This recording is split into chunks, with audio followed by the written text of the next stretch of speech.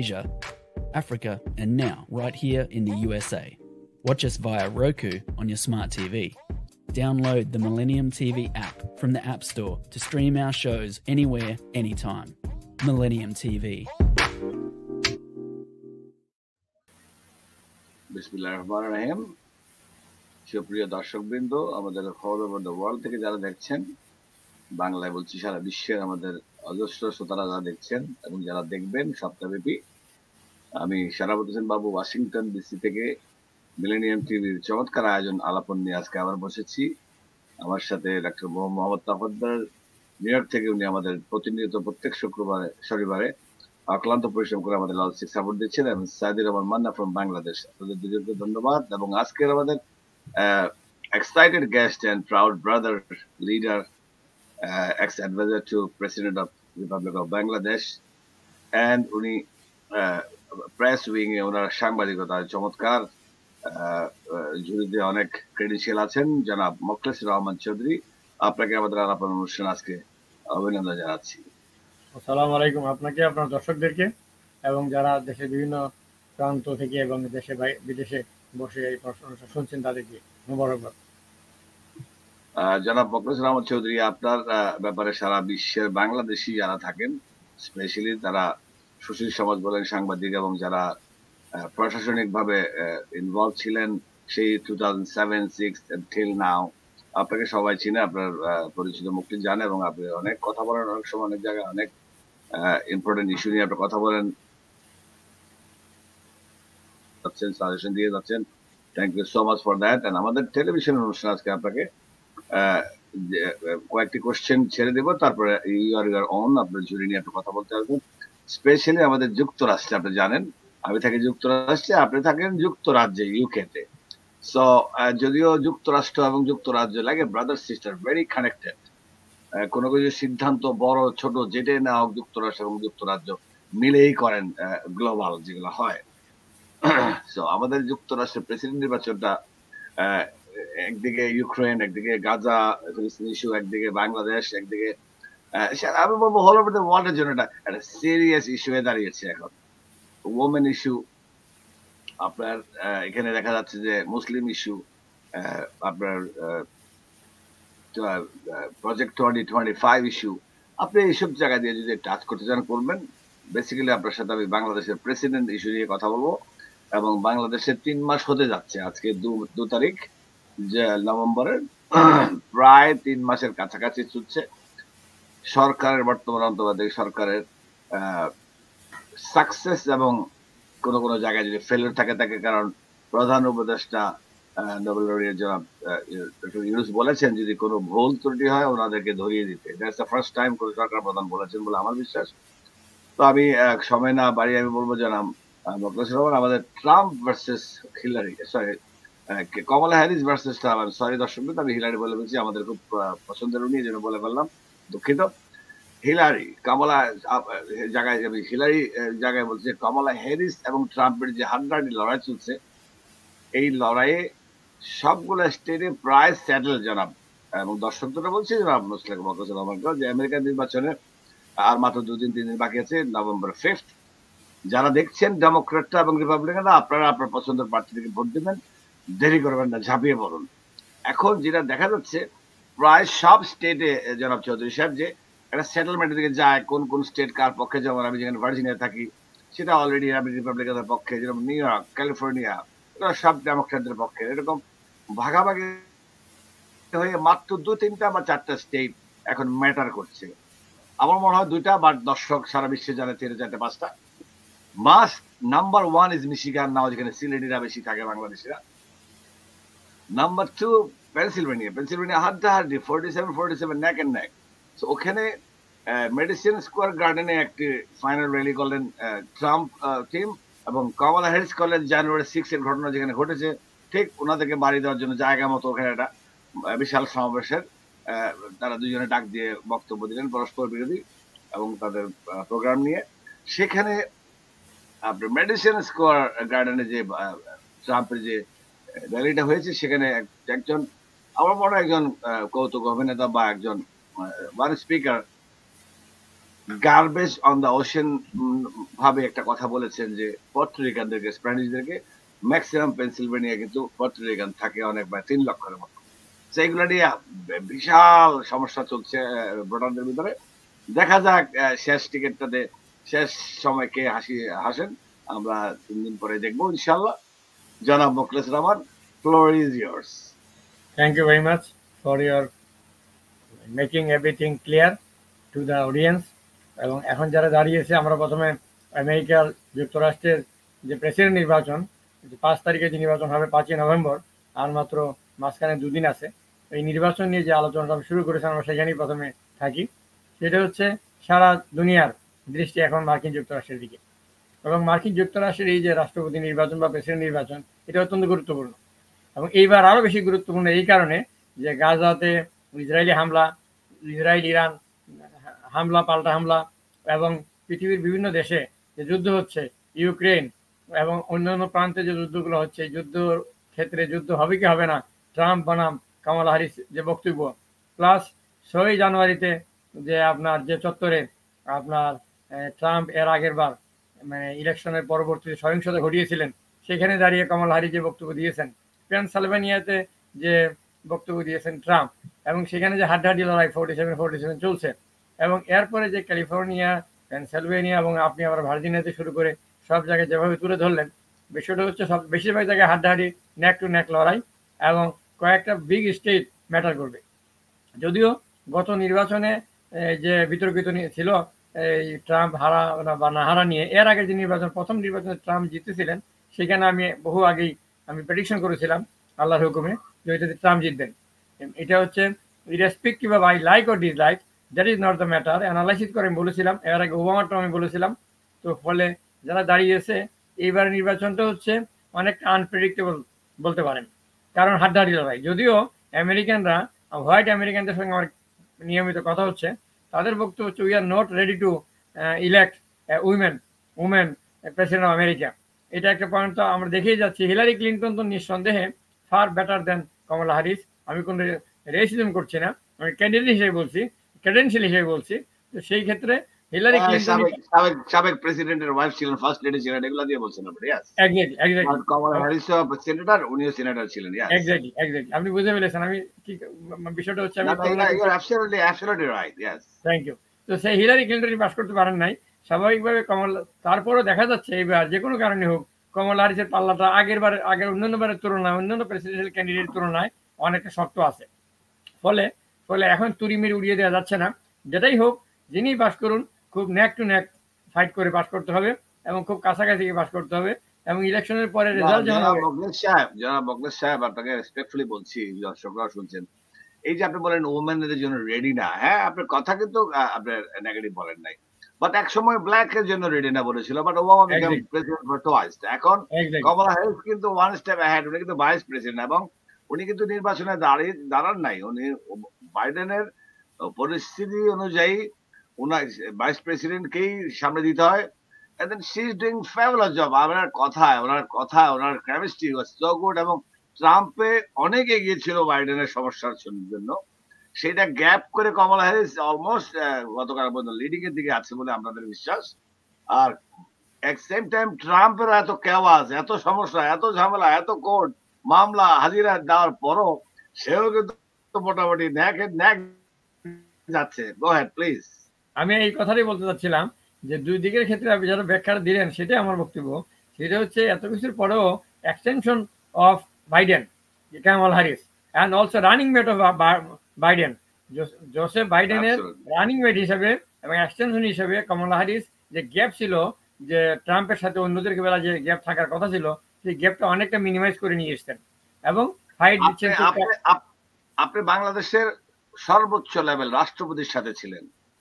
আপনাকে বলি, রাষ্ট্রপতির সাথে থাকা, প্রধানমন্ত্রী থাকা, বা যারা সুপার ডেলিগেট বলি আমরা আমেরিকাতে বা লন্ডনে বলে, যারা কংগ্রেসম্যান, সিনেটর, বা যারা ক্যাবিনেট মিনিস্টার যারা থাকেন স্টেক হোল্ডার, এরা ম্যাটার করে কিন্তু লাস্ট। এখন আমেরিকাতে যখন কোনো যুদ্ধ চলে, স্ট্যাটিস্টিক্স যদি দেখেন, তখন কিন্তু তারা প্রেসিডেন্ট চেঞ্জ করতে চায় না। ওই সুপার ডেলিগেটদের হাতে ইলেকট্রাল ভোটটা অনেকেই বোঝে না। আমেরিকানদের ভিতরে অনেক বাংলাদেশিরা বোঝে না যে what is electoral vote. So এখানে খেলাধুলাটা হয়। সো ওমেন ব্যাপার না, এখন খেলাধুলা হলো যে ট্রাম্প অবশ্যই যুদ্ধ পছন্দ করেন না, ট্রু, কিন্তু যুদ্ধ চলছে অনেক জায়গায়, এবং একই সময় ট্রাম্পের যে হামলা মামলা যেগুলো হয়েছে 6 জানুয়ারি নিয়ে, এগুলো নিয়ে ভোটাররা কিন্তু ভেরি মাচ কনফিউজড। এই পর্যায়ে আমরা দেখি কে কি করে জিতেন। সেই ব্যাপারে আপনি লন্ডন থেকে কি দেখছেন, ওখানে জরিপ কি বলছে? ওখানে জরিপ আমি বলছি সেটা হচ্ছে, যেমন ধরেন আপনি একটা কথা বলেছেন, ওইখান থেকে শুরু করি যে when president moves with his office. তো এখন কথা হচ্ছে হিলারি ক্লিন্টনের সাথে C-130 হারকিউলিস ফ্লাইট দিয়ে আমি ঢাকা টু যশোর ফ্লাই করেছিলাম with Hillary Clinton in 1995, and I had experience to be with Hillary Clinton and Chelsea together, and we discussed and we were received at the Jessore airport by Fazle Hassan Abed, Sir Fazle Hassan Abed, and Dr. Mahmoud Yunus that time at the Jessore airport, and also Air Vice Marshal Altaf Hussain Choudhury, the then Air Chief of Bangladesh. এবং সেখানে যখন Hillary ক্লিন্টনকে আপনার বাংলাদেশি স্টুডেন্টরা, ছেলেমেয়েরা, বাচ্চা ছেলেমেয়েরা যখন বলছিল স্বাগতম হিলারি, স্বাগতম Chelsea, Hillary was asking me what does it mean, then I said should I say this in the same rhythm in English, then that will be better, then I said welcome Hillary, welcome Chelsea. তো বিষয়টা হচ্ছে যে তারা ওখানে FBI, CIA, বাংলাদেশের SSR, PDR, আমার 4টা স্তরের নিরাপত্তা ব্যবস্থা ছিল। সেখানে বাংলাদেশের যে সম্ভাবনা নিয়ে হিলারি কথা বলছিলেন, এবং আমেরিকার নির্বাচন, আমেরিকার ব্যবস্থা, ডেমোক্রেটিক যে সিস্টেম, এটা নিয়ে কথা বলছিলেন। আমরা তো we are proud of the American Democratic system all over the world. But কথা হচ্ছে যে আমেরিকার যে সিস্টেমটা 4 বছরের জন্য নির্বাচন হবে, 4 বছর নির্বাচন হয়েছে, এখানে ট্রাম্পের যে সমস্ত সমস্যা, যে আপনার যে 6 জানুয়ারির যে আক্রমণ, হামলা, মামলা, এবং একটার পর একটা ফেস করতে হলো তাকে, প্লাস হচ্ছে Kamala Harris being the vice president of America is fighting for the presidency and minimize the gap. So এখন আজকে লন্ডন থেকেও, যে আজকে ফাইন্যান্সিয়াল টাইমসের একজন জার্নালিস্টের সঙ্গে আমার কথা হচ্ছিল, কথা একটাই যে এবারের নির্বাচনটা খুবই টাফ ফাইট হবে। আগামী 2-3 দিন যে সময় হাতে আছে, এর মধ্যে আরো অনেক কিছু বেরিয়ে আসবে। মিডিয়ার অনেকগুলো ট্রাম্পের পক্ষে আছে, ট্রাম্পের বিপক্ষেও আছে, এবং আগে যেভাবে মিডিয়া ট্রাম্পের বিরুদ্ধে ছিল যে অর্থে, সেই অর্থে এবার কিন্তু ওইরকম ভাবে নাই, মানে মেজর মিডিয়ার কথা বলছি। তো ফলে এখন যারা দাঁড়াচ্ছে সেটা হচ্ছে প্রেসিডেন্ট ইলেকশনের ক্ষেত্রে, যে president Biden, president Obama, president Clinton, তারা সবাই কিন্তু কমলা হ্যারিসকে সহযোগিতা করছেন, এবং কমলা হ্যারিস এটা একটা প্লাস পয়েন্ট, এবং এইটা কিন্তু সিভিল সোসাইটি অ্যান্ড মিডিয়া এবং ভোটারদের কাছেও ইম্প্যাক্ট করছে। তাদের কিন্তু প্রত্যেকের একটা জেস্টার, আপনার গুডউইল, এই জিনিসটা আছে। প্লাস হচ্ছে ট্রাম্প একাই ফাইট করছিলেন প্রথম দিকে, যখন ট্রাম্প ক্যান্ডিডেট হচ্ছিলেন এবং তার সাথে কেউ ছিল না, তার বিরুদ্ধে মামলা হামলা অনেক কিছু ব্যাপার তিনি ফেস করছিলেন, এবং তিনি অ্যারোগেন্স শো করছেন, এরকম কথাও তার দলের রিপাবলিকান মেম্বাররাই বলছিল। ফলে এগুলোকে ডিঙ্গিয়ে কিন্তু ট্রাম্প হাড্ডাহাড্ডি লড়াই চলে এসছেন। তো ফলে এই নির্বাচনটা একদিকে হচ্ছে হোয়াইট আমেরিকান, একদিকে হচ্ছে ইমিগ্রেন্টস, এই সমস্ত ইস্যু উঠেছে। এই সমস্ত ইস্যু ওঠার কারণে, এবং যে ট্রাম্পের যে বয়স, তার মধ্যে তার যে স্মার্টনেস, এইটাও রয়ে গেছে। ফলে অনেকে মনে করছেন যে যুদ্ধ বন্ধ যারা চায় তারা ট্রাম্পকে যাচ্ছেন, এবং মনে করছেন যে যুদ্ধগুলো বন্ধ হওয়া দরকার। আবার অনেকে বলছেন যে ট্রাম্প প্রেসিডেন্ট হলে আপনার ইসরায়েলের রাজধানী ক্যাপিটাল জেরুজালেমে নিয়ে যাওয়ার চেষ্টা করবে, এটাও বলছেন। এবং মুসলমানরা অনেক ক্ষেত্রে নিগৃহীত হবেন, আবার মুসলমানরা তাকে সমর্থন দিচ্ছেন বিরাট সংখ্যা এবার, এবং তারা বাইডেনের বিরুদ্ধে গিয়ে ট্রাম্পকে সমর্থন দিচ্ছেন। ফলে পুরো সিচুয়েশনটা কিন্তু এবার গোলমেলে, পুরো সিচুয়েশনটা আনপ্রেডিক্টেবল। এবং the moment we are proceeding, we are going ahead in few hours, I think situation will be ripe, what you are also watching. So আরেকটা পয়েন্ট আমি এখানে অ্যাড করতে চাই, বাংলাদেশের ক্ষেত্রে ডোনাল্ড ট্রাম্প গতকালকে কিছু কমেন্ট করেছেন, এবং তাকে বোঝা যাচ্ছে এই কমেন্টগুলো তাকে কেউ ধরিয়ে দিয়েছে, এবং তিনি হঠাৎ করে আপনার মানে অল অফ এ সাডেন তিনি কমেন্টগুলো করেছেন, যেগুলো বাস্তবতার সাথে সংগতিপূর্ণ নয়।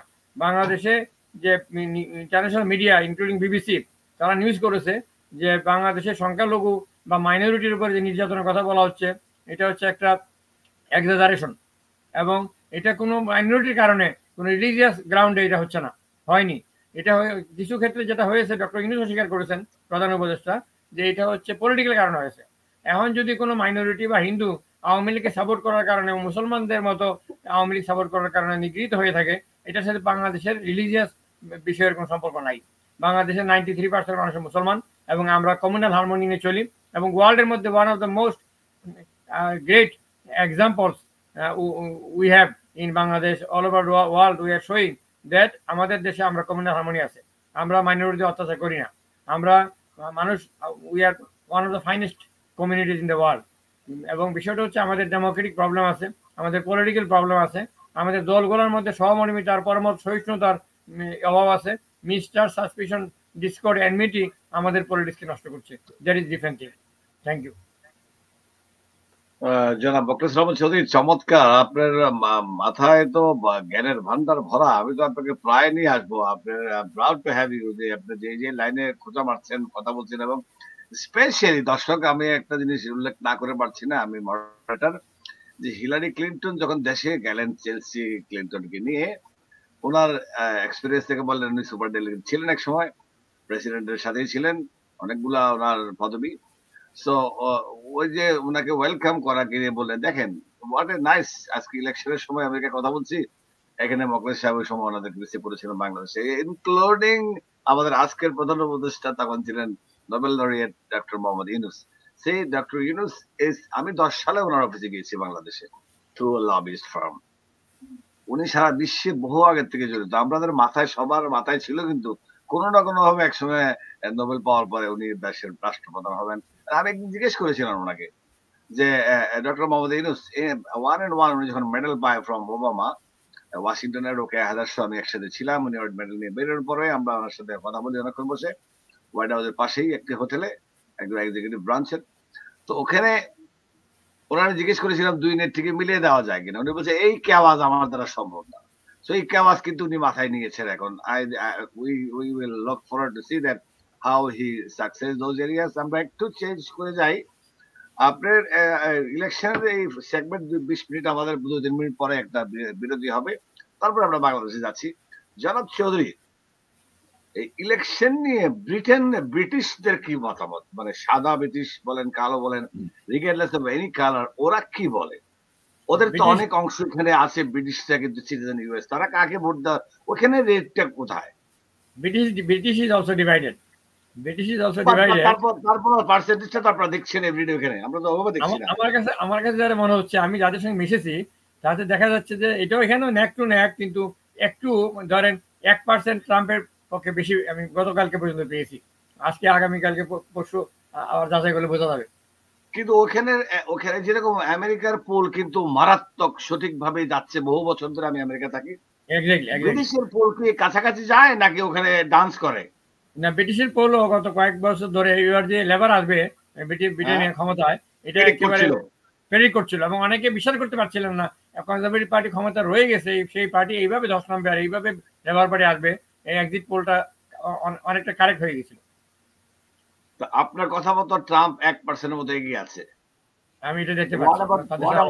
বাংলাদেশি ব্রিটিশ পিপল তারা কোন দিকে আছে? বাংলাদেশি ব্রিটিশ পিপল বললাম না, যে যারা মুসলমান, মানে তাদের অংশ, যদিও তারা বলছে যে ট্রাম্প আসলে ইসরায়েলের রাজধানী নিয়ে যাবে জেরুজালেমে, মুসলমানদেরকে একটু রেস্ট্রিক্ট করবে, 7টা দেশের আপনার মুসলমানদেরকে ভিসা দেওয়ার ক্ষেত্রে যে সমস্ত বিষয় আলোচনা, এগুলো আলোচনা হয়। তারপর তারা বাইডেনের উপরে ক্ষুব্ধ এই কারণে যে বাইডেন এইবার যেটা করেছে, যে যখন ইসরায়েল হামলা করে গাজাতে, যখন ইসরায়েল হামলা করে ইরানে, তখন ট্রাম্প আরো তাকে অস্ত্র দেয়, ইসরায়েলকে অস্ত্র দেয়। এই পয়েন্টগুলো তুলে তারা দেখলাম যে নেক টু নেক, তারপরও সমর্থনটা ওই একই কথা, মানে 1% বেশি হয়ে যাচ্ছে ট্রাম্পের দিকে। তাইলে আর বলেন ট্রাম্প দিয়েছে অস্ত্র, ট্রাম্প না বাইডেন বলেছে, কিন্তু অস্ত্র দেওয়ার ব্যাপারটা ছাড়াও দুই পক্ষই কিন্তু ইসরায়েলকে সমর্থন করে। আমেরিকার প্রশাসন আপনি ইসরায়েলকে সমর্থন করবেন না, it doesn't work that way. আমি ক্লিয়ারলি বলছি আজকে টেলিভিশন অনুষ্ঠান থেকে, America stands with Israel, it's like another brother sister. America কখনোই ইসরায়েলের বিরুদ্ধে যেই সরকারে আসুক, ডেমোক্র্যাট আর রিপাবলিক, আপনি ইসরায়েলের বিরুদ্ধে যেতে পারবেন না। রাইট, এটাও আলোচনা হচ্ছে যে তারা, এবং ম্যাটার অফ ফ্যাক্ট যে ইসরায়েলে যে এমবাসি, আমেরিকান দূতাবাস যে ওখানে নেওয়া হলো, সেটা কিন্তু ট্রাম্পের পক্ষ থেকে নেওয়া হয়েছিল, নট বাইডেনের পক্ষ থেকে। সো এই জুইসদের ব্যাপারটা বা ইসরায়েলের ব্যাপারটা কিন্তু দুই পক্ষই এখানে হোয়াইট বলেন, ব্ল্যাক বলেন, স্প্যানিশ বলেন, আমরা বলেন, সবাই ওদের সাথে মিলেমিশে চলতে হয়। এটাই আলোচনা হচ্ছে। সাগরে থাকবেন, কুমিরের সাথে ফাইট করবেন, চলবে না। So Israel has a very strong tie with United States of America. এটাও তারা আলোচনা করছেন। এটা আলোচনা করতে গিয়ে যেটা দাঁড়ায় সেটা হচ্ছে ট্রাম্প যেটা করেছেন এটা তারা মাথায় আছে, কিন্তু মানুষ তো মেমোরিটা খুব শর্ট আমাদের। আমরা ছোট্ট একটা বিরতি যাচ্ছি, বিরতি থেকে এসে আমরা বাংলাদেশের বঙ্গভবন ইস্যুতে চলে যাবো জনাব মোখলেসুর রহমান চৌধুরীর সাথে। একটু আমাদের সাথে থাকুন, আমরা বিজ্ঞাপন বিরতি যাচ্ছি। মা, আমি ড্রাইভে আছি, পরে কল করছি। ব্যস্ততা, একাকিত্ব। মা, কেমন আছো মা? ভালো। ওষুধ খেয়েছো? খেয়েছি, দুপুরে ওইটা আর রাতে ওই দুটো। মা কি ভুলভাবে ওষুধ খাচ্ছে? কর্তব্য, গোল্ডেন এজ হোম কেয়ার। দায়িত্ব, আপনার প্রিয়জনকে ভালো রাখা আমাদের দায়িত্ব। গোল্ডেন এজ হোম কেয়ার, আপনার সাথে প্রিয়জনের পাশে। চমৎকার একটি অ্যাড দেখলাম গোল্ডেন এজ হোম কেয়ারের। আমরা আলোচনায় ফিরে যাই। জনাব চৌধুরী, আমরা যুক্তরাষ্ট্রের নির্বাচন নিয়ে কথা বললাম, দেখা যাক 5 তারিখে কি হয়, আর মাত্র 2-3 দিন বাকি আছে। যারা ডেমোক্রেট আছেন, আমি প্রাউড ডেমোক্রেট, প্লিজ কামালা হ্যারিসকে ভোট দেবেন। আর যারা ট্রাম্পের পক্ষে আছেন, আপনাদের ভোট নিয়ে আপনারাও এগিয়ে যান, বাট আমরা চাবো আমাদের ভোটটা এগিয়ে যাক। মিশিগান এবং পেনসিলভেনিয়া থেকে যারা দেখছেন, প্লিজ ভোট কামালা হ্যারিস। এটা আমি অনুষ্ঠান থেকে বলছি, বাট আপনারা যারা ট্রাম্পের ভোটার, আপনারাও ওনাদেরকে ভোট দেওয়ার জন্য এগিয়ে যান। আমি মডারেটর হিসেবে একটু অধিক বলতে হয়, না হলে আমারও ধরবে অনেকে যে why I am taking one side. আর আমেরিকাতে অভ্যাস আছে, যদি আপনি রাষ্ট্রপতির সাথে ছিলেন জনাব চৌধুরী, এই একটা দেশ, আমি হোয়াইট হাউসের খুব কাছেই থাকি, বিশ্বাস করেন আপনার ফ্রিডম অফ স্পিচ কিন্তু really 100% we can exercise here in United States of America. আপনার রাষ্ট্রপতির কাছে সামনে গিয়ে রাষ্ট্রপতির বিরুদ্ধে প্রশ্ন ধরতে পারেন। আর বাংলাদেশ হলে তো আপনি জানেন কি হতো আগে, এবং ম্যাটার অফ ফ্যাক্ট 3 মাস ধরে অনেকটা কিছু হচ্ছে না, গুম টুম আমরা দেখছি না। Very good news. আমরা চলে যাই বাংলাদেশের ইস্যুতে। জনাব চৌধুরী, আপনি বাংলাদেশের পিপল রিপাবলিক অফ বাংলাদেশের রাষ্ট্রপতির এক্স অ্যাডভাইজার, মিনিস্টার, আপনার প্রেস উইংও ছিলেন কিছুদিন। আপনার দৃষ্টিকোণ থেকে রাষ্ট্রপতি পরিবর্তনের ব্যাপারটা বাংলাদেশে একটা রাজনৈতিক ভাবে একটা ভালো একটা শেক হয়েছে, কারণ রাষ্ট্রপতি ইস্যুটা নিয়ে এত কিছু অনেক সময় হয় না। যখন কু পাল্টা কু হয়েছে, আমিও রাষ্ট্র যারা চালিয়েছেন প্রধানমন্ত্রী লেভেলে বা রাষ্ট্রপতি লেভেলে, তাদের খুব কাছাকাছি যাওয়ার সৌভাগ্য হয়েছিল আমার জীবনে অনেক কারণেই। সো দেখেছি যে যখন চেঞ্জ হয় একটা বড় ধরনের সমস্যা দেখা দেয় বাংলাদেশে। সেখান থেকে পালাক্রমে আমাদের বলেন 96, 91, 2001, দেন কন্টিনিউ নন ভোট ছাড়া অনেক কিছু হয়ে এখন যেই সরকার 45 মিনিটের সময় বেঁধে দিল, পালিয়ে চলে গেলেন। তার দলের এত বড় দলের লোকজন কেউ নাই। লাইক হিস্টোরিক ঘটনা নেগেটিভলি ফর আওয়ামী লীগ এবং শেখ হাসিনার ক্যাবিনেট সব পালিয়ে গেলেন, এবং ম্যাক্সিমাম এখন জেলে, এবং তারা সাজার ভোগার অপেক্ষায় গুনছেন। সেই মুহূর্তে বাংলাদেশের এখন বঙ্গভবনকে নিয়ে একটা নাটক শুরু হয়েছে বলে আমি বলবো। যে যারা মিস্টার ওয়াকার আমাদের প্রধান, আমাদের সেনা প্রধান, যদি সেনাবাহিনী একটা পক্ষে না থাকে তাহলে ওই সরকার কন্টিনিউ করে very difficult in any country of the world.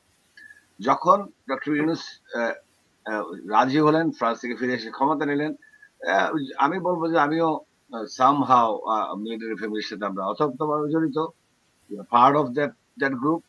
Military কিন্তু বুঝে শুনে স্টেপ নেয় বাংলাদেশে। এখনো মিলিটারি ইমেজ কিন্তু এখনো আমরা অনেকে গালি দিচ্ছি, টক শোতে গালি দেবার, they try to keep their image. It's not that way. They did Hasina government বা আগের গভর্নমেন্ট গুলা অনেক এরর ছিল। আপনি এখন রাষ্ট্রপতি সরানোকে নিয়ে, কারণ আমি কখনো দেখিনি রাষ্ট্রপতি থাকা না থাকা দেখি একটা ম্যাটার করে যে উনি সাংবাদিক ভাবে বসে আছেন, যদি ওই দলটা এইভাবে চলে যায় ওনাকে সরিয়ে ফেলছে না কেন তখনই। আর যখন এখন আছেন স্পিকার সরিয়ে ফেলেন, উনি যেহেতু আছেন, ওনাকে হঠাৎ করে প্রথম বললেন বিএনপি পক্ষ থেকে এবং অনেক বিরোধী দলরা যে ওনাকে সরিয়ে ফেলার পক্ষে, কিন্তু দেখা গেল all of sudden they shift from there, সাংবিধানিক সমস্যা সৃষ্টি হতে পারে বলে বিএনপি বেশ কিছু লোকজন বা দলীয় ভাবে বলা শুরু করলো যে এই মুহূর্তেই রাষ্ট্রপতি চেঞ্জ করার প্রয়োজন নাই। আপনার ভার্সনটা কি? ধন্যবাদ। আপনার বিষয়টা হচ্ছে যে বাংলাদেশ বর্তমানে একটি ক্রান্তিকাল অতিক্রম করছে এবং আমাদের পার্শ্ববর্তী we are surrounded by India on 3 sides এবং ইন্ডিয়ান হেজিমনি বাংলাদেশের উপর কীভাবে চেপে বসেছিল গত 16 বছর জনগণ আপনারা দেশে বিদেশে থেকে দেখেছেন। তো বাংলাদেশের উপরে যে ইন্ডিয়ান যে খবরদারি আধিপত্য, এটা আপাতত এটাকে ম্লান করে দেওয়া হয়েছে, এটাকে চুরমার করে দেওয়া হয়েছে। কিন্তু আমরা স্বাধীন সার্বভৌম দেশ হিসেবে টিকে থাকতে চাই। ভারতের সাথে আমরাও বন্ধুত্বপূর্ণ সম্পর্ক বজায় রেখে আমাদের স্বাধীনতা সার্বভৌমত্ব উচ্চকিত করে আমরা সমুন্নত করে আমরা টিকে থাকতে চাই। সেই ক্ষেত্রে আপনার ভারত যেমন আমাদেরকে পরিবেশন করে রেখেছে, India is also surrounded by Bangladesh on 3 sides. আমরা যারা বলি এটা হচ্ছে ইকুয়াল উইন উইন সিচুয়েশন, আমরা রিলেশনটা এরকম হওয়া উচিত। যাই হোক, সেই ক্ষেত্রে বাংলাদেশের যে রাষ্ট্রপতি রাষ্ট্রপতি হচ্ছে বাংলাদেশে according to constitution titular head, nominal ভূমিকা তিনি রাখেন এবং রাষ্ট্রপতির ক্ষমতা সীমিত। যেভাবে ব্রিটেনে ওয়েস্টমিনিস্টার সিস্টেমে, আপনি এখন বঙ্গভবনের ছবি দেখাচ্ছেন, আমি এই বঙ্গভবনে ছিলাম, তো এবং যে ওয়েস্টমিনিস্টার সিস্টেমে আপনার প্রেসিডেন্ট বা কিং অথবা কুইন তাদের হচ্ছে ফাইল সাইন করার ক্ষমতা। জাস্টিস শাহাবুদ্দিন আহমেদের ভাষা আমি বলি, আমাদের বাংলাদেশের সাবেক রাষ্ট্রপতি এবং প্রধান বিচারপতি, তিনি বলেছিলেন যে কবর জিয়ারত ছাড়া আর দোয়া মাহফিল ছাড়া আর কোথাও রাষ্ট্রপতিকে ডাকা হয় না, রাষ্ট্রপতি আর তেমন কোনো ক্ষমতা নেই, এটা বলেছিলেন। এটা একটা কথা একটা রূপক অর্থে তিনি এই কথাটা বলেছিলেন।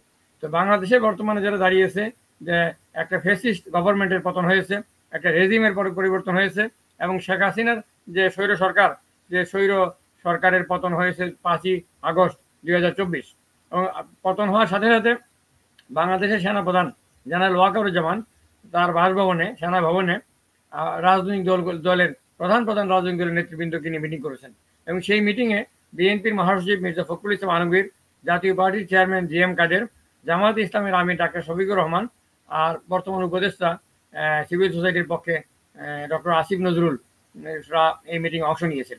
সেখানে জেনারেল ওয়াকার, আপনি একটু আগে বলেছেন যে সেনা প্রধান, নিশ্চয়ই আপনার মনে আছে যখন প্রেসিডেন্ট ট্রাম্প আমেরিকার প্রেসিডেন্টের গত নির্বাচন এর রেজাল্ট চেঞ্জ করে দিতে বলেছিলেন, তখন আমেরিকার সেনাপ্রধান কি বলেছিলেন? আমেরিকার সেনাপ্রধান কাকে ডিফেন্ড করেছিলেন? কনস্টিটিউশনকে ডিফেন্ড করেছিলেন। সেনাপ্রধান has also a role part এবং এই জন্য আপনার arm forces has duty to protect, to safeguard the country. এই যে সেনাবাহিনী দায়িত্ব হচ্ছে দেশ এবং জনগণের পক্ষে দাঁড়াবে। আপনি জেনারেল ওয়াকারের বক্তব্য দেখেন, আমি ফিরে আসছি ওয়াকারের কাছে, যে আপনার তিনি যখন 19 জুলাই যখন ছাত্রলীগ নামলো ক্যাম্পাসে এবং নামার পরে 20 জুলাই থেকে কারফিউ দেওয়া হলো, 17 জুলাই থেকে পুলিশকে দিয়ে কারফিউ দেওয়া হলো, 20 জুলাই সেনাবাহিনী নামানো হলো এবং তখন সেনাবাহিনীকে গুলি করার নির্দেশ দেওয়া হলো। শুট এট সাইট, দেখার মতো গুলি নির্দেশ ওবায়দুল কাদের আওয়ামী লীগের সাধারণ সম্পাদক বললেন, প্রধানমন্ত্রী বললেন, সরকারের নির্দেশনামার মধ্যে জারি করা হলো। কিন্তু সেনাপ্রধান বেঁকে বসলেন। সেনাপ্রধান 20 জুলাই আপনার বললেন সেনাবাহিনী জনগণের উপর গুলি চালাবে না। তিনি বললেন সেনাবাহিনী দেশ ও জনগণের পাশে দাঁড়াবে, এটাই কিন্তু সেনাবাহিনীর মটো এবং তিনি এই কথাটা ক্লিয়ারলি বললেন। সেদিনই উচিত ছিল। মুখলেসুর রহমান চৌধুরী, আমাদের অনেক দর্শকরা আপনার জন্য কমেন্ট দিচ্ছেন, এফ এম ফারহান, জোয়ান, আনিক, নিয়াজ, মোহাম্মদ আজাদ, সো মেনি, মাহসিন সহ অনেকেই, আপনার শিরিন, অনেকেই আপনাকে কমেন্ট দিচ্ছেন। তাদেরকে আমরা অনুষ্ঠানের পক্ষ থেকে ধন্যবাদ জানাচ্ছি এবং আপনার বক্তব্য পছন্দ করছেন, তাদেরকে আপনার একটা ধন্যবাদ দিবেন। Thank you, go ahead please. Okay, my thanks also for them. Anyway, তো সেটা যারা দাঁড়িয়েছে সেটা হচ্ছে জেনারেল ওয়াকার যখন বললেন যে সেনাবাহিনী দেশ এবং জনগণের পাশে দাঁড়াবে এবং সেনাবাহিনী জনগণের উপর গুলি চালাবে না, তখনই শেখ হাসিনার বুঝে নেওয়া উচিত ছিল যে it's a matter of time the government will collapse. এবং আমি কিন্তু টক শো যখন কন্টিনিউ বলছিলাম it's a matter of time, government fall করে যাবে, গভর্নমেন্ট টিকবে না। এবং এই কথাটা আমি এর আগে বলতাম যে তারা নির্বাচন করে ফেলবে এবং নির্বাচনের কথা বলতাম, নির্বাচনকে আটকে রাখতে পারবে না। কিন্তু এই সরকারি পতন নির্বাচনের মাধ্যমে হবে না, এই সরকারি পতন হবে গণ অভ্যুত্থানের মাধ্যমে, বিপ্লবের মাধ্যমে হবে। এবং তারা সব পথ বন্ধ করে দিয়েছে, একটা পথই খোলা আছে তাদের অলক্ষ্যে, সেটা হচ্ছে বিপ্লব অথবা গণ অভ্যুত্থান, এটা বলতাম। তো এখন যারা দাঁড়িয়েছে সেনাবাহিনী ভূমিকা নিল এবং 20 জুলাই সেনাপ্রধান জেনারেল আর্মি অফিসারদের সাথে কথা বললেন এবং 3 আগস্ট সর্বশেষ মিটিং করলেন সেনাবাহিনীর আপনার কমান্ডারদের সাথে, জিওসিদের সাথে। এবং মিটিং করে সেখানেও তিনি বললেন যে সেনাবাহিনী দেশ ও জনগণের পাশে দাঁড়াবে, সেনাবাহিনী জনগণের গুলি করবে না। এটা হচ্ছে পতনের 2 দিন আগের খবর, লেটেস্ট। এর আগে তো একটা বললাম 2টা মিটিং তিনি করলেন। 2টা মিটিং করার পরে যখন সেনাপ্রধান ভূমিকা নিলেন তখন এই গভর্নমেন্ট ফলো করে গেল অনেকটা। 5ই আগস্ট যখন শেখ হাসিনা পালিয়ে গেলেন, পালিয়ে যাওয়ার পরে সেনাপ্রধান জাতির উদ্দেশ্যে ভাষণ দেবেন। ভাষণটা 2টার সময় কথা ছিল, পরে 4টার পরে এটা হয়েছে। এই 2 ঘন্টা টেনে নিয়ে যাওয়া হলো কেন? সেনাপ্রধানের বাসভবনে যে পলিটিক্যাল পার্টি লিডারদের সঙ্গে তিনি কথা বলছিলেন, এবং তিনি ভাষণ দেওয়ার জাতির উদ্দেশ্যে ভাষণ দেওয়ার আগে জিজ্ঞেস করে নিলেন যে রাজনৈতিক নেতৃবৃন্দ কি মনে করেন এই যে প্রধানমন্ত্রী পদ থেকে শেখ হাসিনা পদত্যাগ করছেন, তখন তিনি করছেন পদত্যাগ করছেন এবং দেশ থেকে চলে যাচ্ছেন, পালিয়ে যাচ্ছেন, দেশের সাংবিধানিক শূন্যতা দেখা দেবে। এখন এটার continuity of constitution and the government rule কিভাবে কন্টিনিউ করবে? তখন তারা সবাই এক বাক্যে, আমি যে দলগুলোর নাম বললাম এবং সিভিল সোসাইটির লোকের নাম বললাম, তারা তখন বললেন যে প্রেসিডেন্ট নতুন প্রধান উপদেষ্টাকে শপথ করাবেন এবং প্রধানমন্ত্রীর জায়গায় যেহেতু অনির্বাচিত সময় এই সরকারটা থাকবে এবং অনির্বাচিত একটা সরকার থাকবে, সেই জন্য কেয়ারটেকার গভর্নমেন্টের আদলে বাংলাদেশে এর আগে নজির আছে 1991 সালে একটা কেয়ারটেকার গভর্নমেন্ট হয়েছিল আউট অফ কনস্টিটিউশন, পরে এটাকে রেটিফাই করা হয়েছিল। বাট প্রেসিডেন্ট রিমেইন, প্রেসিডেন্টের প্রতিনিধি হিসেবে ভাইস প্রেসিডেন্ট হিসেবে মওজুদ আহমেদকে পদত্যাগ করিয়ে প্রেসিডেন্ট হুসেইন মোহাম্মদ এরশাদ, তখন জাস্টিস শাহাবুদ্দিন আহমেদ দিন চিফ জাস্টিস, তাকে ভাইস প্রেসিডেন্ট নিয়োগ করলেন, শপথ করালেন এবং প্রেসিডেন্ট পদত্যাগ করার মধ্য দিয়ে ভাইস প্রেসিডেন্ট অ্যাক্টিং প্রেসিডেন্ট হলেন। Constitution continued. এবং 90 সাল থেকে আপনি ধরেন, আমরা এর আগে মার্শাল হয়েছিল বাংলাদেশে 2বার, এর আগে বাকশাল হয়েছিল একদলীয় শাসন, এগুলো সবগুলোকে আমরা ছাপিয়ে আমরা নতুন করে যাত্রা শুরু করেছি। আমরা আর কনস্টিটিউশন বাংলাদেশে কখনো অ্যাব্রাপ্টলি আমরা সাসপেন্ড অ্যাব্রোগেট কিছু করিনি।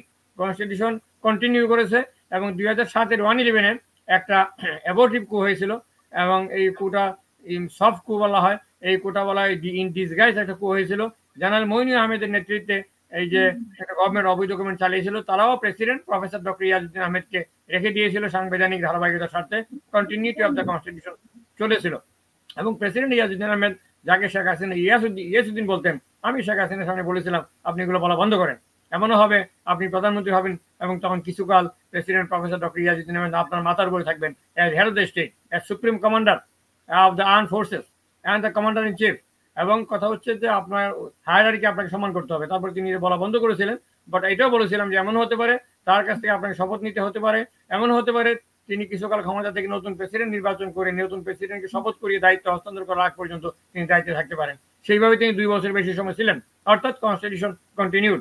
এবং এরপরে সেই আদলে এবার আলাপ করে যেটা করা হলো যে প্রেসিডেন্ট উইল কন্টিনিউ এবং কনস্টিটিউশন উইল কন্টিনিউ এবং তিনি একজন প্রধান উপদেষ্টা নিয়োগ করবেন। সেই ক্ষেত্রে সুপ্রিম কোর্টের একটা রেফারেন্স নেওয়া হবে আর সংবিধানের 106 অনুচ্ছেদ অনুযায়ী। এবং পরে তাই করা হলো। প্রেসিডেন্ট জনাব মোহাম্মদ শাহাবুদ্দিন, বর্তমান প্রেসিডেন্ট, যার ডাকনাম চুপু, আমি এই ইচ্ছা করে ডাকনামটা বললাম যে আরেকজন প্রেসিডেন্ট শাহাবুদ্দিন, এর নাম আমি একটু আগে আমি বলেছি জাস্টিস শাহাবুদ্দিন, তো নামে নামে জমে টানে একটা কথা আছে, আমি এটা ক্লিয়ার করলাম, এতে করে গেলে আমি ক্লারিফাই করলাম। তো যাই হোক তখন যেটা দাঁড়ালো যে বলা হলো যে Shahabuddin Chuppu will continue as the president and he will give oath to the new government and then ঠিক করা হলো 5 তারিখ থেকে 8 তারিখ কোনো গভর্নমেন্ট ছিল না, সমস্যা হয় নাই, president was there, constitution was there and constitution অনুযায়ী যখন প্রেসিডেন্ট কন্টিনিউ করছেন, বাংলাদেশে বর্তমান উপজেলা চেয়ারম্যান, বাংলাদেশে আপনি যে ব্যাখ্যাটা দিচ্ছেন এখন, এটা আপনি এক পক্ষ ব্যাখ্যা দিচ্ছেন, আমি একটু আপনাকে মাঝখানে একটু দাঁড় করাই, if you don't mind, sorry to interrupt you, দর্শকরা দেখছেন, আমি সহ দর্শকরা জানতে চাচ্ছি আপনার কাছে, আপনি কোন স্টেশনের ক্রাইসিসের কথা বললেন অনেকক্ষণ ধরে, আমার সাথে পার্সোনাল টেলিফোনে কথা হচ্ছে, আমি বলবো ডিফারেন্ট ভাবে। দেখেন, যখন একটা প্রধানমন্ত্রীকে উৎখাত করে দিয়ে দেয়, যখন একটা গণবিপ্লব হয়, আমাকে একটু বলতে দেন, আমি দর্শক শ্রোতার পক্ষ থেকে বলছি, অনেকেই আমার সাথে কথা বলে করে নিয়ে, আবার ব্যক্তিগত অভিমত আমি বলছি, আমিও কাছে থেকে দেখেছি অনেক কিছু। কিন্তু কনস্টিটিউশন তো যখন 7 মার্চের ভাষণ বাতিল হয়ে যায়, যখন একটা প্রেস নোটে যখন অনেকগুলা কনস্টিটিউশনাল ব্যাপার বাতিল করে দেওয়া হয়, যেমন শেখ মুজিবের ভাষণ, 15 তারিখের আগস্টের ছুটি সহ আরো অনেক কিছু, স্পেশালি 7 মার্চের ভাষণ সহ, আপনার যখন প্রধানমন্ত্রী উৎখাত হয়ে যায়, কনস্টিটিউশন ইন্টারাপ্ট হয় ওখানে, যখন বলে আমি মনে করি, আপনার থেকে আমি জানতে চাচ্ছি যে কনস্টিটিউশন দোহাই দিয়ে আপনি যদি রাষ্ট্রপতিকে রাখতে চান, তাহলে যেই কাজগুলো এখন হচ্ছে, যেরকম যেই হেলিকপ্টার ইউজ করলেন মিলিটারি, শেখ হাসিনা চলে যাওয়ার জন্য, পালিয়ে যাওয়ার সময় তো কোনো, যারা পালিয়ে যায় গণবিপ্লবের মাধ্যমে, বৈষম্য বিরোধী ছাত্ররা যা করলেন, 15 দিনে তাণ্ডব বন্ধ করে দিয়ে তাদেরকে বিতাড়িত করলেন দেশ থেকে, তখন কিন্তু একটা ক্রাইসিস বড় ধরনের সৃষ্টি হয়েছে বলেই তো ডক্টর ইউনূসকে ফ্রান্স থেকে রাজি করিয়ে এনে বসানো হলো, রাইট? আমি আপনাকে কোশ্চেন গুলা করতেছি। তাইলে আপনার যখন কাজগুলা হচ্ছে, অনেকগুলা কাজ হয়েছে, কনস্টিটিউশনের কিন্তু তখন অনেকগুলা আঁচড় পড়েছে। কনস্টিটিউশন রিবিল করার জন্য বা পুনঃস্থাপন বা এটাকে ফিক্স করার জন্য একটা সার্চ কমিটি করা হয়েছে। দেখেন গতকালকে দেখলাম যে নির্বাচনের জন্য যে সার্চ কমিটি করা হয়েছে, আমি ব্যক্তিগতভাবে একটা দলের অনুসারী এবং দলের নেতৃত্বে আছি, দলের কর্মী হিসেবে আছি। তো আমি বলছেন টেলিভিশনে, সবাই জানে, আপনিও জানেন, কিন্তু আমি দেখলাম হোয়াট আউটস্ট্যান্ডিং মেসেজ যে ফেসবুকে, সোশ্যাল মিডিয়া কিন্তু এখন একটা ফোন থাকলে আপনি ওয়ার্ল্ড সিটিজেন হয়ে যাচ্ছেন, ইউএস সিটিজেন না ব্রিটিশ সিটিজেন না, ওয়ার্ল্ড সিটিজেন বলে। ডক্টর হাসান হুসাইন, আমাদের proud president of voice for global বাংলাদেশে, উনি তো বলেন, দেখেন শারাফুত সাহেব, একটা ফোন থাকলে বাচ্চারা এখন ওয়ার্ল্ড সিটিজেন হয়ে যাচ্ছে। They played their role the way বিভিন্ন রাজনৈতিক দলরাও ব্যর্থ হয়েছে। এখন একটা নতুন বাংলাদেশের নাম দেওয়া হয়েছে সাবাস বাংলাদেশ। এখানে কনস্টিটিউশনটা কি আপনি মনে করেন অনেক জায়গায় কাটাছেড়া হয় নাই বা এটাকে রিবিল করার জন্য একটা সার্চ কমিটি করা হয় নাই? এই ব্যাপারে আপনি কি বলবেন যে কনস্টিটিউশনে দোহাই দিয়ে যদি বিএনপির মতো একটা বড় দল আওয়ামী লীগ পালিয়ে চলে যাওয়ার পরে হঠাৎ করেই 3 রকম বক্তব্য দিলেন প্রথম, তারপর হঠাৎ করেই এই রাষ্ট্রপতিকে সরানো যাবে না, তাহলে কনস্টিটিউশন ক্রাইসিস দেখা দেবে। Crisis is there anyway for constitution. আপনার একটা চমৎকার ব্যাখ্যা চাই আমরা। এতে করে কিন্তু দর্শক, এতে করে কনফিউজ, আমি নিজেও সারা বাংলাদেশ না বিশ্বের জাতীয়তাবাদী পক্ষের লোকজনরা কিন্তু কনফিউজ হয়ে গেছে। আপনি কনফিউজ না করতে পারলে, কনফিউজ করে দিলে কিন্তু আপনি গেম ইজ ওভার, আপনি সমস্যা পড়ে গেলেন। ওকে, আপনি যে কথাগুলো বলেছেন আমি জানি এই কথাগুলো আপনার একার কথা না, এই কথাগুলো দর্শক শ্রোতারা করে কোটি লোকের কথা। ইয়েস, এবং আপনি যেহেতু এখানে দর্শক শ্রোতাদের প্রতিনিধিত্ব করছেন এবং এজ অ্যাঙ্কর আপনি যেহেতু কোয়েশ্চেন না করলে আমি কথাগুলো বলতে পারবো না। আরেকটা কোশ্চেন, আমি অনেকে বলবে যে বেশি কোশ্চেন না, আরেকটা কোশ্চেন আপনার কাছে যে আমি জানতে চাই যে এখন মনে করেন প্রেসিডেন্টকে রাখা না রাখা, আপনি বলে যে উনি পুতুলের মতো বসে থাকুক না, যদি এখন আওয়ামী সরকারের দ্বারা সেনা প্রধান নিযুক্ত করা, সেনা অফিসাররা, বিভিন্ন সচিবরা, ইভেন বিভিন্ন জায়গায় সারা বিশ্বের দূতাবাসগুলা তো এখনো কিন্তু সেই ফ্যাসিস্ট সরকার যেটা চলে গেছে উৎখাতের মতো করে পালিয়ে চলে গেছে, তাদের লোকরা কিন্তু এখনো বহাল তবিয়তে অনেক জায়গায় আছেন। তো মানুষকে ভয় পাওয়ার সংখ্যা করেন না, সেই সংখ্যা থেকেও তো অনেকটা সমস্যা হচ্ছে বিএনপি সহ অন্যান্য দল যারা এটাকে সমর্থন দিচ্ছে। এবার আপনার কথা শুনি। ওকে, ধন্যবাদ। আমি একসাথে সব কথার উত্তর দেওয়ার চেষ্টা করব ওয়ান বাই ওয়ান। এখন please allow me to continue sorry to ask you so many questions without interrupting. Number 1। Number 2 হচ্ছে যে আপনার প্রেসিডেন্ট যে পদে আছেন বর্তমানে, এটা হচ্ছে he is the constitutional head and head of the state, মানে হেড অফ দ্য কান্ট্রি হচ্ছে প্রেসিডেন্ট, এবং this is the valid post, the constitutionally valid, legal, legitimate. এবং ওনার ছায়ার নিচে ডক্টর মোহাম্মদ ইউনূসের নেতৃত্বে যে অন্তর্বর্তীকালীন সরকার সুপ্রিম কোর্টের রেফারেন্স নিয়ে যারা করা হয়েছে, সেখানে যদি বৈধতার কোনো ফাঁকফোকরও থাকে, সেটা under the cover of the president, the head of the constitution, the guardian and custodian of the constitution, এবং head of the state, head of the arm forces, chief of the arm forces, supreme commander of the arm forces and commander in chief. এই সব কিছু আমি পোস্টগুলো একসাথে বললাম এই কারণে যে তিনি এগুলো দিয়ে কাভার দিয়ে রাখছেন। এবং বাংলাদেশের বর্তমানে যে সেনার প্রধান আপনি আমার ইন্টারাপ্ট করতে মানা করছেন, কিন্তু আমি টক শোতে দেখছি বিভিন্ন জায়গায়, আমি যে কেউ বিল্ডের সাথে কালকে কথা বলেছি, উনি টক শোতে স্টার, এখন মিলিয়ন্স ওয়াচিং নাগরিক টিভিতে। আমি বলি এই যে আপনি যে কথাগুলো বললেন, জেকব বিল্টন, আপনি যে সাবজেক্টটা বলেন, এটা কিন্তু এখন সেনা প্রধানের আন্ডারে, এটা তো থাকবে না। আমি ক্লিয়ার করে দেই। হ্যাঁ, এটা আপনি ক্লিয়ার করে দেন প্লিজ। এই প্রশাসনের, হ্যাঁ আমি ক্লিয়ার করে দিই, মানে আপনি ল এনফোর্সমেন্ট গ্রুপটা কার আন্ডারে থাকে? আপনি রাষ্ট্রপতির সাথে ছিলেন, আমাকে একটু ব্যাখ্যা দেন। আমি সেটাই আমি ক্লিয়ারলি বলছি। সেটা হচ্ছে আমি ক্যাটেগরিক্যালি বলতে চাই যে according to the constitution, president of the people's republic of Bangladesh is the supreme commander of arm forces. Number 1, প্রতিরক্ষার না 3 বাহিনী প্রধান, 3 বাহিনীর সশস্ত্র বাহিনী সর্বাধিনায়ক, মানে প্রতিরক্ষার উনি প্রধান। প্রতিরক্ষা শুধু প্রধানই না, প্রতিরক্ষা ওই 3 বাহিনীর যে সর্বাধিনায়ক, যেটা ডাইরেক্ট যে 3 chiefs are answerable to the president according to constitution. And বাংলাদেশের সাথে যদি ভারতের যুদ্ধ লাগে এখন, the president has to order for the war. আমার তো একটা সাবজেক্ট ছিল কিংস কলেজে লন্ডনে, সেটা হচ্ছে ওয়ার এন্ড ডিপ্লোমেসি। তো এখন ওয়ার এবং ডিপ্লোমেসি দুইটার ক্ষেত্রেই president is all in all. এবং বাংলাদেশের নতুন কারেন্সি চালু করা হবে, এটার জন্য প্রেসিডেন্ট সাইন লাগবে। এবং যতগুলো অর্ডিন্যান্স আসবে, এমনকি পার্লামেন্ট থাকলে পার্লামেন্টে যতগুলো আইন আসতো সবগুলো প্রেসিডেন্ট সাইন করবেন। এবং president has right to return it to the government to correct for correction. তো এটাও করতে পারেন, এই অধিকারগুলো আছে। তো প্রেসিডেন্টের এই সমস্ত সাংবিধানিক দর্শক আমরা খুব জমেছে আমাদের কোশ্চেন গুলা। জনাব চৌধুরী, আমরা ছোট্ট একটা বিজ্ঞাপন বিরতিতে যাব, এসে এই গরম বক্তব্যটাই আপনি দিবেন যে প্রেসিডেন্টের কি কি দায়িত্ব, সেনাপ্রধানের দায়িত্ব ওনারা কেন করছেন, প্রেসিডেন্টের দায়িত্বটা ওনারা কেন করছেন, এই নিয়ে ধর্মজল আছে আমাদের জনগণের কাছে। একটু বিরতি যাচ্ছি, এসেই আমরা সেই সাবজেক্টে যাব, আমাদের সাথে থাকুন। জনাব চৌধুরী, আপনার ওই জায়গা থেকে আসে যে রাষ্ট্রপতির তিন বাহিনীর প্রতিরক্ষা দায়িত্ব থাকেন। ওকে, হ্যাঁ, আপনি যেগুলো প্রশ্ন করেছেন বিএনপির ভূমিকা থেকে শুরু করে সবগুলোর উত্তর আমি দেবো, one by one, step by step, part by part. আমি প্রথমে আগে বলি, প্রেসিডেন্ট হচ্ছেন সশস্ত্র বাহিনীর সর্বাধিনায়ক। প্রেসিডেন্ট হচ্ছেন supreme commander of arm forces. এবং প্রেসিডেন্টের হাতে আপনার এই যে বর্তমানে যে president according to constitution, he is the authority যে অ্যাপয়েন্ট করতে পারে একটা গভর্নমেন্ট, যেটা সুপ্রিম কোর্টের রেফারেন্স 106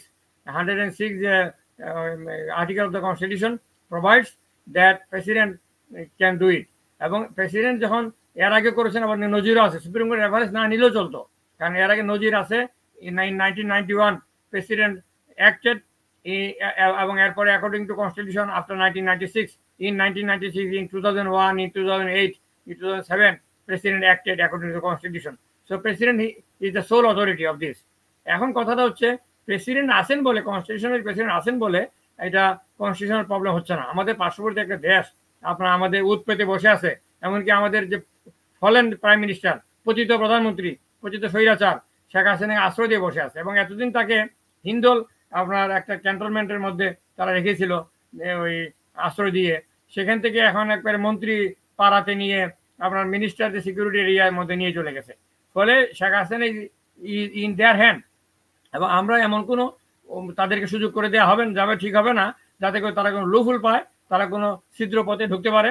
এবং সেটা হচ্ছে যে প্রেসিডেন্ট, এবং আমি আপনাকে আরেকটা কথা বলে রাখি দর্শক শ্রোতাদের উদ্দেশ্যে, যে বেশি দিন বাকি নাই, দেখবেন শেখ হাসিনা বলবে যে চুপ্পু বিশ্বাসঘাতক, ওয়েট এন্ড সি বলবে। কারণ শেখ হাসিনার সবকিছু উনি সাইন করেছেন, এবং উনি শেখ হাসিনার পদত্যাগপত্র পেয়েছেন কি না পান নাই, দালিলিক প্রমাণ আছে কি নাই, এটা ইম্পর্টেন্ট না। ইম্পর্টেন্ট হচ্ছে ডকুমেন্ট।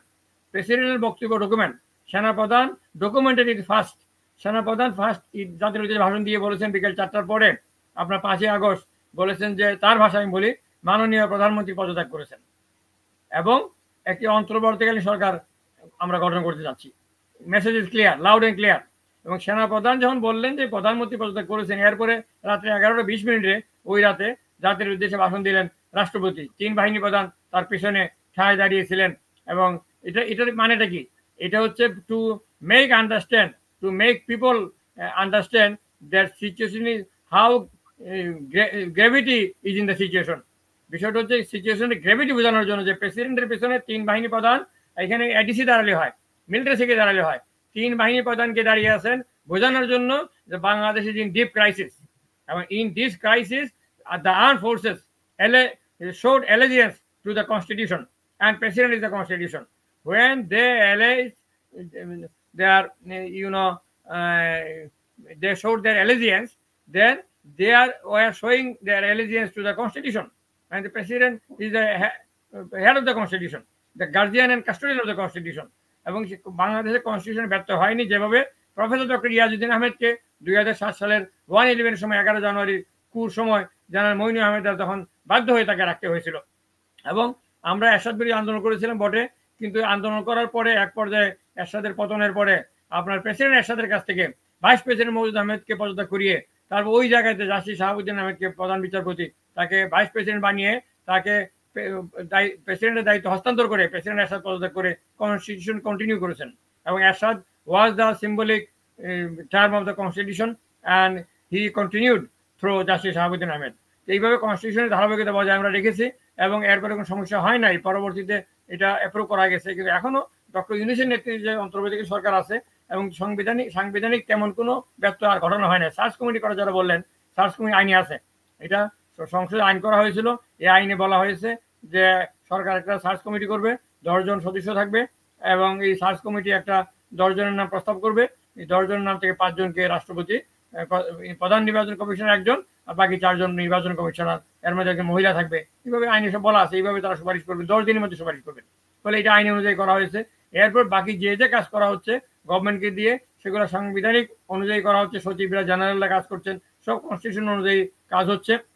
এবং প্রেসিডেন্ট জনাব মোহাম্মদ শাহাবুদ্দিন, তার ক্ষমতা কেয়ারটেকার গভর্নমেন্ট বা ইন্টারিম গভর্নমেন্টের সময় তার ক্ষমতা আছে, কিন্তু এই ক্ষমতাটা তিনি করেন with recommendation of the government.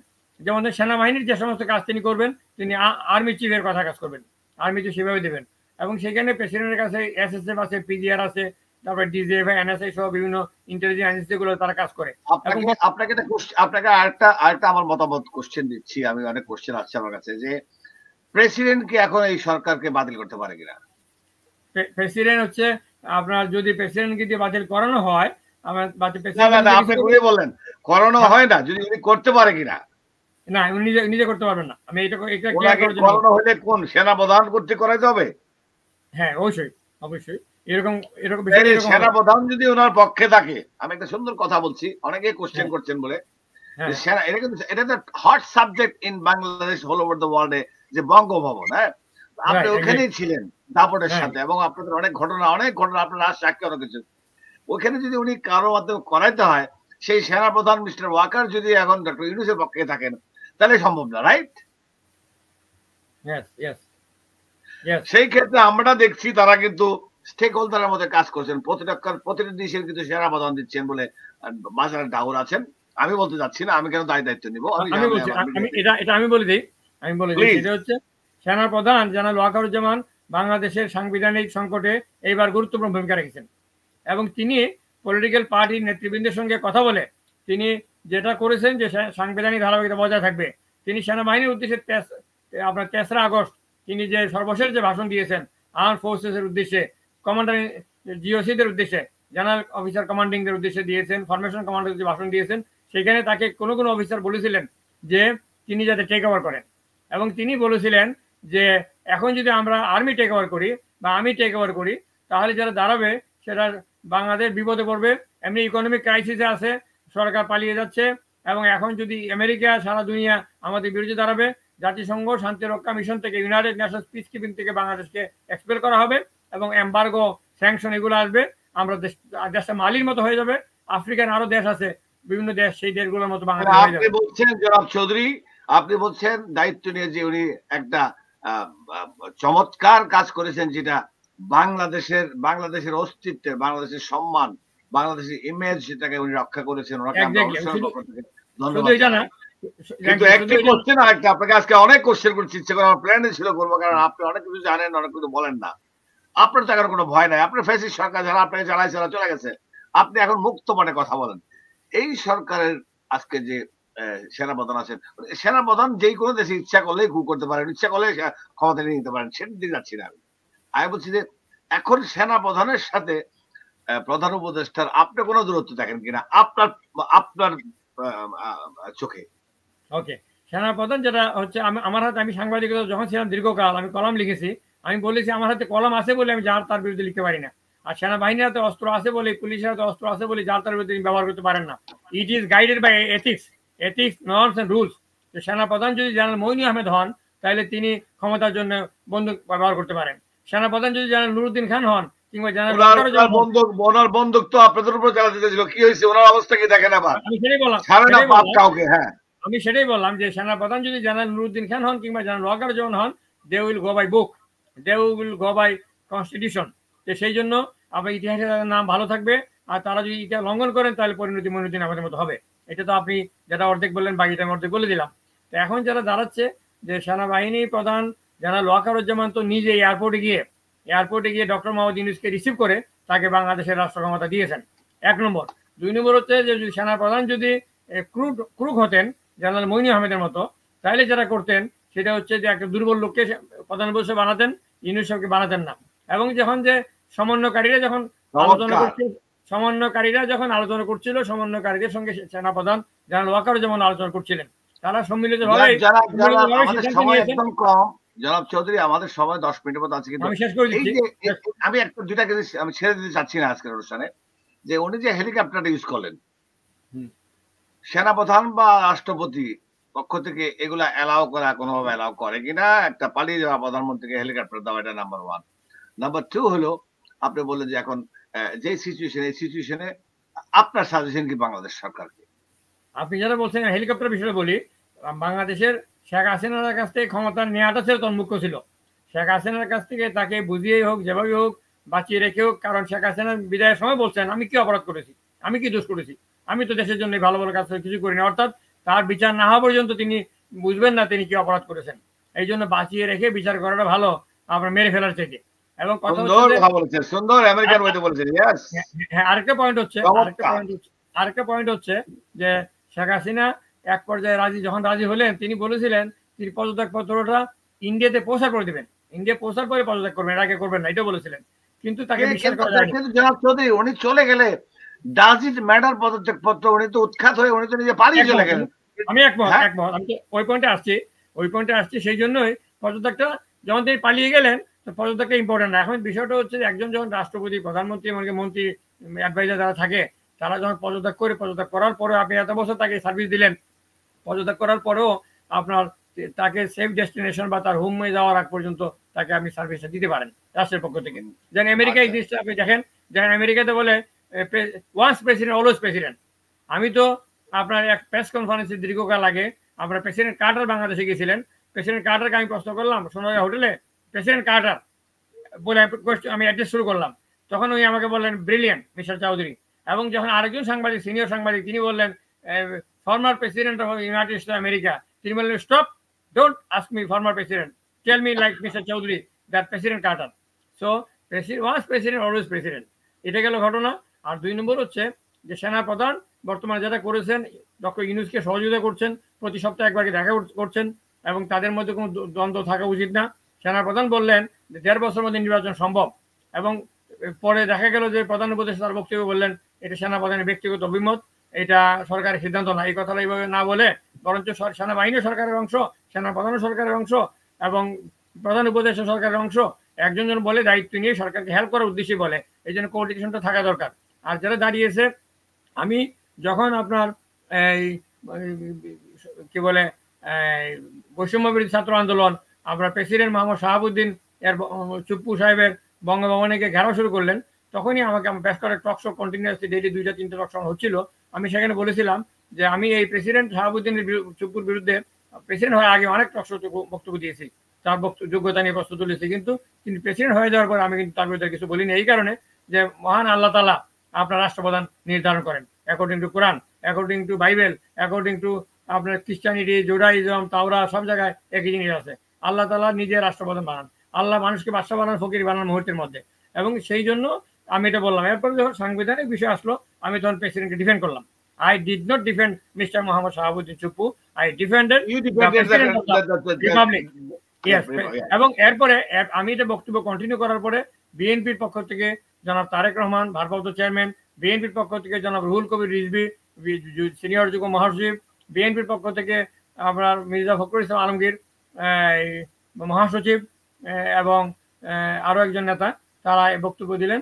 তারাও বললেন যে সাংবিধানিক সংকট সৃষ্টি করা যাবে না, এবং আমি মনে করি বিএনপি দায়িত্বশীল আচরণ করেছে। যেমন একটা কথা আপনাকে বলি, সেটা হচ্ছে 1971 সালে আপনি বলেছেন দায়িত্বশীল ব্যবস্থা করেছে, আপনি বিএনপিকে খুশি করলেন, কিন্তু হাজারো লাখ লোক বলছে ওনারা হাজারো লাখ লোক হবে না।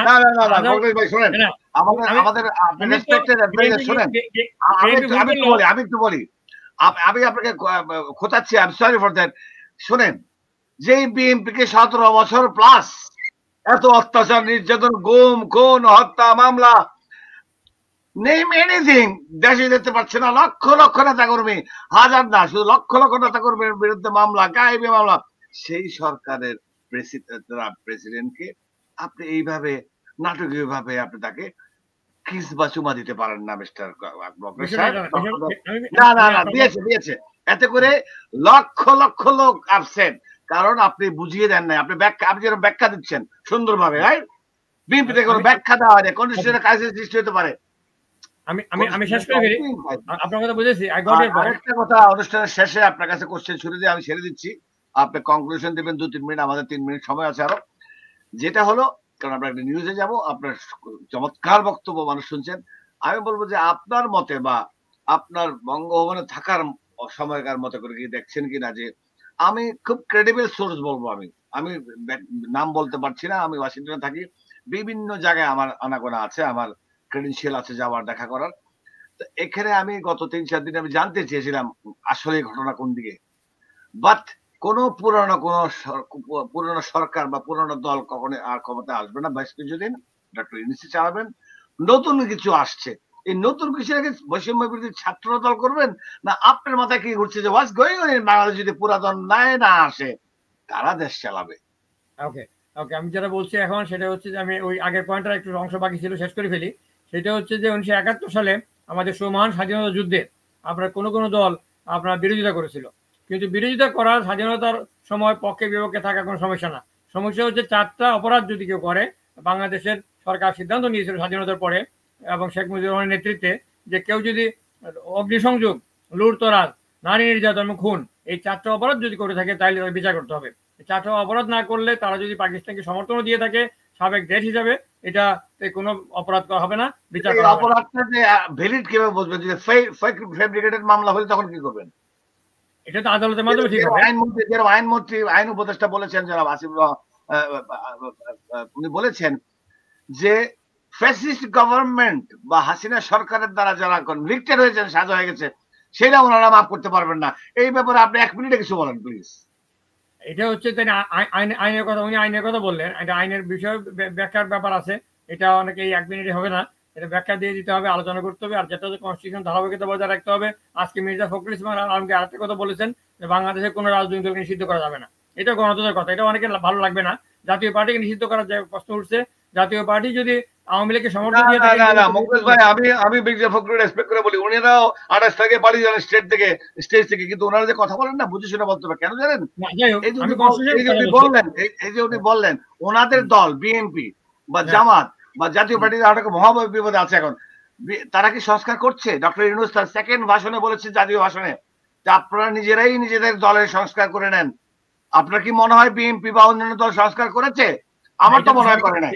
তো সব চত্বরে আছে এখনো। না, আমি আপনার সাথে একমত। সংস্কারের জন্য সিন্ডিকেটে যারা তারেক রহমান সহ সব দল সিন্ডিকেটে আবদ্ধ, এরা তো চেঞ্জ হতে হবে নিজেরাই। তাহলে আপনি কিভাবে তারা দিবে? I got your point. সেটা হচ্ছে তারা সংস্কারের দায়িত্ব সরকার নিয়েছে, সরকার কমিশন করেছে, কমিশনের সুপারিশ আসবে। দলগুলা নিজ দায়িত্বের জন্য করে, না হলে ওনারা হাত দিবেন। ওনার সেকেন্ড ভাষণটা আবার আপনারা দেখবেন, সারা বিশ্বে যারা দেখছেন। ঠিক আছে, আমি তো আপনার সাথে একমত। আমার বিএনপি যদি ভুলও করে, অন্য দল ভুল করে, আমি বলি, এবং এখন যেটা ভালো করেছে সেটাও বলছি, কনস্টিটিউশনকে তারা আপহোল্ড করছে, সেটা আমি বললাম। এখানে বিষয়টা এরকম না। আরেকটা কথা, উনি আরেকটা বললেন যে আওয়ামী লীগের নিষিদ্ধ করতে যাচ্ছে, ছাত্রলীগ নিষিদ্ধ। ওনারা হঠাৎ করে উপচে পড়ে আগে কথা বলতে যায়, নিজেরা স্টেজ থেকে পালিয়ে যায়। ওনারা কেন বলতে চায় যে আমরা আরেকটা দল নিষিদ্ধ? এই অন্তর্বর্তীকালীন সরকার কি করবে না করবে দেখেন, আপনার সাজেশন দিবেন, আপনার দলকে আগে দেন, আগে নিজেকে গুড বলেন, তারপরে বাইরে বলেন। আপনারা এটা আজকে যেটা মির্জা ফখরুল ইসলাম বলেছেন, এটা গণতন্ত্রের কথা বলেছেন। গণতন্ত্রে আপনি যদি সিদ্ধান্ত নেন, আপনি ওনার দল থেকে 3 জন 3 ভাবে কথা বলে, ওনারা ওই জায়গা ঠিক করে না। একজন স্পোক্স পারসন নাই কেন? একবার রিজভি বলে, একবার উনি বলে, একবার সালাউদ্দিন সাহেব বলে, একবার মির্জা জনাব সালাউদ্দিন, আমি একটু আগে নাম বলতে চেয়েছিলাম, জনাব সালাউদ্দিন, জনাব রুহুল কবির রিজভি এবং জনাব মির্জা ফখরুল ইসলাম আলমগীর 3 বার কথা বলেছেন, নজরুল ইসলাম খান সহ। তাদের কথা কিন্তু এক কথা, সে কথা সেম, কোনো ডিফারেন্স হয় না। ক্লিপ দেখাতে পারবো আমরা, এক একজন এক এক ভাবে তথ্য দিচ্ছেন। আপনি দেখেন, সালাউদ্দিন সাহেব প্রথম বলেছেন যে বিএনপি স্ট্যান্ডিং কমিটি মিটিং এর পরে নজরুল ইসলাম খান সহ তারা বললেন রাষ্ট্রপতি পরিবর্তন সাহেব, তারা সবাই বলেছেন এই সরকারি প্রেসিডেন্ট চলে যাওয়া উচিত অতি দ্রুত। আবার সবাই চেঞ্জ হয়ে আবার বলছেন না কনস্টিটিউশন ক্রাইসিস হবে। না, স্ট্যান্ডিং কমিটির কোনো মেম্বার বলেন নাই। আর 2 নম্বর হচ্ছে বলেছে মির্জা আব্বাস, সবাই বলেছে, আমাদের কাছে ক্লিপ আছে। না, স্ট্যান্ডিং কমিটি বলে না, স্ট্যান্ডিং কমিটি বলে না। রাজনীতিতে আমেরিকা তো যেটা বলে সেটা বলে, আমরা বলি না। আমি আপনাকে বলি, স্ট্যান্ডিং কমিটি মির্জা আব্বাস, সালাউদ্দিন আহমেদ, নজরুল ইসলাম খান, তারপরে সিনিয়র যুগ্ম মহাসচিব আমির গলসু সবাই বলেছে যে অলমোস্ট মোস্ট অফ দেম বলেছে যে ওনার চলে যাওয়া উচিত। না, এখন স্ট্যান্ডিং কমিটির মহাসচিবকে বলে নাই, আমি আপনাকে এটা বললাম। এখন তারা কারেক্ট করছেন, কিন্তু মাস্টার সাহেব তারা করেছে, আমরা বলেন নাই। আমি এই লেভেলের সিদ্ধান্ত নেওয়া হচ্ছে স্ট্যান্ডিং কমিটি, এই লেভেলে বলেছে, আমি গ্যারান্টি দিয়ে বলছি এই লেভেলে বলেছে। আপনি একটু ক্লিপ, আপনাকে আমি পাঠিয়ে দিব সব ক্লিপ। না, আমি আপনাকে বলি, শামসুজ্জামান দুদু বলেছেন, তিনি ভাইস চেয়ারম্যান, স্ট্যান্ডিং মেম্বার না, এরকম 2 একজন বলেছেন, আমি দেখেছি। স্ট্যান্ডিং কমিটির মেম্বার মির্জা আব্বাস বলেছে, স্ট্যান্ডিং কমিটির মেম্বার আমির খসরু বলেছে, স্ট্যান্ডিং কমিটির না না না না, মির্জা এরা বলে নাই, এরা আপনি ক্লিপগুলা, আপনি মিডিয়ার লোক ছিলেন, আপনি আছেন, আপনি দেখবেন ক্লিপগুলো। আমি তো মিডিয়াতে আমি ইচ্ছা করে এটা ফলো করলাম যে আমাদের অনুষ্ঠান একেবারে শেষ। যারা মোখলেস সাহেব, আপনি 30 সেকেন্ডে দর্শকদের একটা ধন্যবাদ দিয়ে দেন। আর যারা কমেন্ট করেন, লাস্ট একটা প্রশ্ন আসছিল যে এই সরকার আপনার ক্ষমতা থাকবে, রাজনৈতিক দলগুলো ক্ষমতা আসতে দেবেন এরকম বলছিলেন। তো বিষয়টা হচ্ছে যে এখনো অনেক ইফস এন্ড বাটস কাজ করছে, সংস্কার করছে। আপনার বিএনপির পক্ষ থেকে একটি সংস্কারের প্রস্তাব আলোচনা হয়েছে, সেখানে প্রধানমন্ত্রী 2 মেয়াদে থাকতে পারবেন, রাষ্ট্রপতির ক্ষমতা বাড়ানো হবে, ভারসাম্য সৃষ্টি করা হবে, এই প্রস্তাবগুলো আছে, আরো হবে। সংস্কার কমিশনগুলো প্রস্তাব করলে আরো, এবং বিভিন্ন দলের যে পদগুলো আছে সেই পদে কেউ 2 বারের বেশি থাকতে পারবে না, সারা জীবন থাকছে, এগুলো চেঞ্জ করা দরকার। এগুলো হওয়া উচিত, এগুলো হবে। এবং এগুলো সরকারও আমার ধারণা সংস্কার কমিশনের মাধ্যমে এটা করবে, আর তার নিজেদের দলগুলো মিটিং করে এটা বুঝবে। কার সিচুয়েশনটা শিক্ষা নিতে হবে। শেখ হাসিনার পতনের কাছ থেকে আমাদের শিক্ষা নিতে হবে, গণতান্ত্রিক ধারা অব্যাহত রাখতে হবে, সাংবিধানিক ধারা অব্যাহত রাখতে হবে। এবং যারা আন্দোলন করেছে তারা এখন এখানে সেখানে গিয়ে নিজেরা কি বলে কনস্টিটিউশনের বাইরে কিছু করা উচিত হবে না, তাদের সরকারি ক্ষমতা এখন। যদি আপনাকে আমাদের ex adviser to president of Bangladesh, আপনাকে অনেক ধন্যবাদ জানাচ্ছি। আপনি সময় দিয়েছেন আজকে আমাদেরকে, আপনার থেকে অনেক গুরুত্বপূর্ণ মেসেজ আমরা পেয়েছি, আমাদের দর্শক পেয়েছে। আপনাকে এবং দর্শকরা সবাইকে ধন্যবাদ জানাই আজকে এখানে শেষ করছি। আবারও আগামী সপ্তাহে দেখা হবে। আল্লাহ হাফেজ। আল্লাহ হাফেজ, থ্যাংক ইউ।